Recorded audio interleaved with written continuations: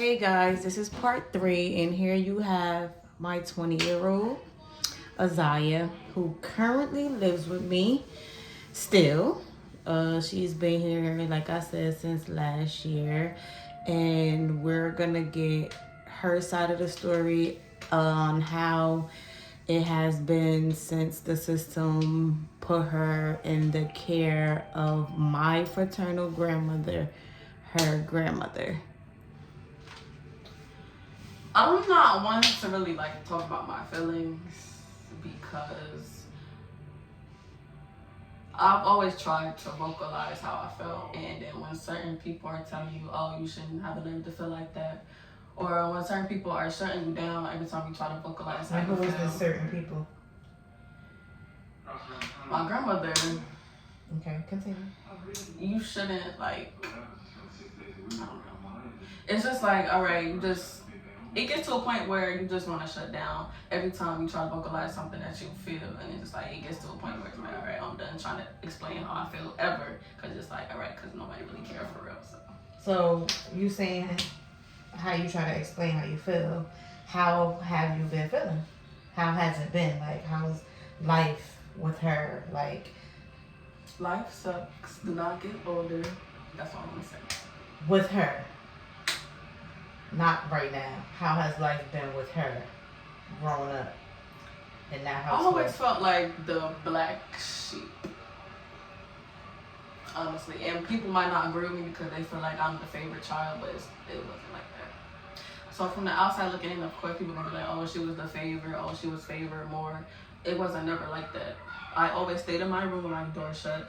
I didn't talk to nobody because, nobody really seen my side, and it's just like, all right. But of course, people gonna have their opinions from outside looking in because they never know the full story of what be going on. And how? Well, I always knew that she didn't like me growing up. She was always grandma's child.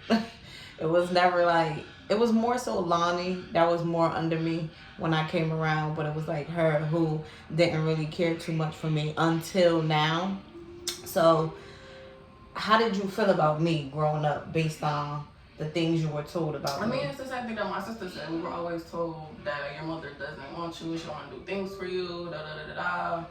And of course, as a child, you don't tell no child that their mother don't want you. Right. You don't do that. Right. And then of course they're gonna think like, all right, I'm gonna just put it to the back of my mind, like, oh yeah, my mother don't want me, so I'm gonna just start to hate her. Right. Yeah. Right. So getting to know me, getting to realize things, like, how do you feel about everything she told you about me now that you're with me? I feel like if you don't really know how a person is, you shouldn't say nothing. And if you don't really get to know the person about, all I'm gonna say is, if you didn't even have the chance to even really get to know a person, you shouldn't have an opinion about how they are, and you shouldn't tell their children to have their own opinion how you feel about them. I don't know if I said that right, but so you basically feel like she was telling y'all about me because of how she felt about me. Yes, literally that's what I'm saying.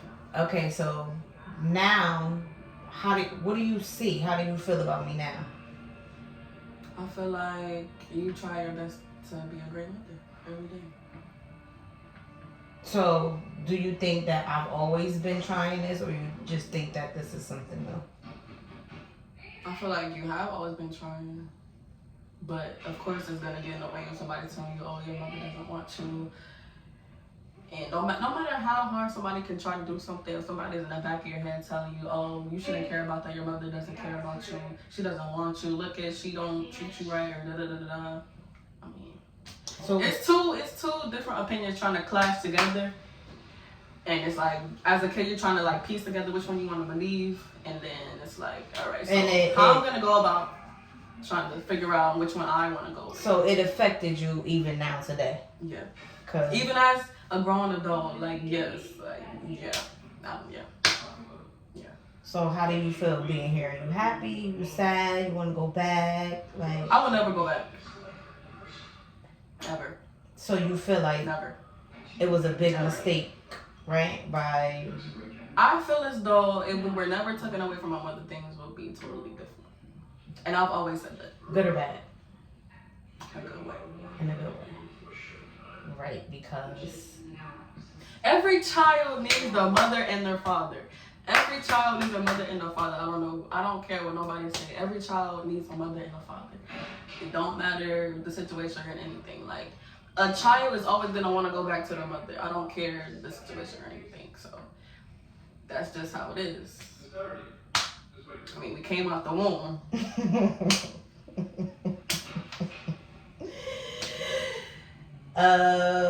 Do I have any more questions? Do you have anything else to say? I'm actually doing this as a therapy session for them too, because I know.